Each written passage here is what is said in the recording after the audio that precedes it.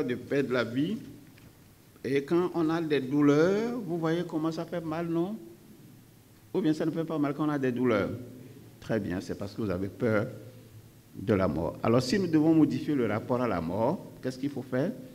Il faut chasser la peur, il faut chasser la crainte de la mort, il faut remplacer l'ignorance de ce qui se passe après sa mort par une connaissance claire de ce que mourir, c'est s'évaporer sous le soleil.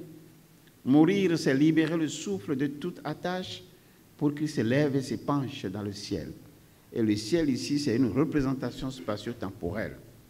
Les souffles libérés de toutes attaches s'attirent dans l'une ou l'autre des trois combinaisons que sont l'égrégore fécond, l'égrégore nocif et l'égrégore neutre.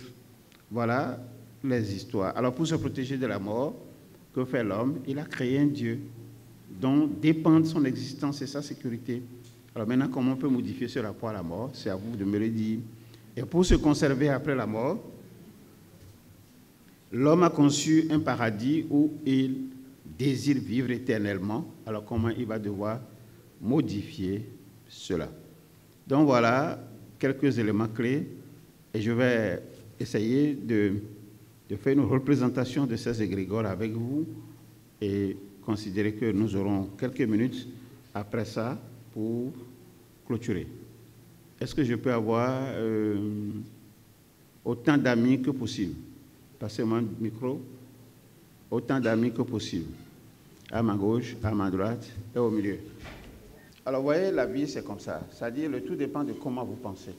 Ce n'est pas ce que vous mangez qui détermine, en fait, votre existence autrement. C'est comment vous pensez. Alors, si je parlais tout à l'heure de pensée lumineuse, qui est le contraire de pensée nocive, vous êtes dans une pensée lumineuse, vous êtes forcément ouvert vers les autres. Vous aimez les autres. Vous voulez très bien que les autres arrivent même avant vous. Et c'est ce que je dis souvent à mes frères étudiants. Je préfère, au péril de ma vie, sauver un frère et une sœur plutôt que de me sauver moi-même. Donc, s'il devait m'arriver de choisir de mourir pour qu'un frère vive, je le ferais.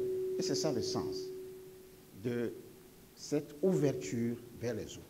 Et beaucoup de gens ne comprennent pas et croient que c'est le Tchédjénambi là. Pourvu que pour moi ça marche, c'est ça en fait qui vaut la vie. Non, ils vont tout perdre. Or, si vous nourrissez cette idée lumineuse, cette pensée lumineuse, vous êtes dans un égrégore donné. Tous ceux et toutes celles qui pensent comme vous sur la terre, quand vous les appelez, ils viennent à votre secours. Et c'est eux que nous appelons mes frères et mes sœurs d'ici et d'ailleurs. Et c'est ceux-là, ceux qui pensent très bien et qui sont ouverts aux autres, c'est eux que nous appelons le Très-Haut.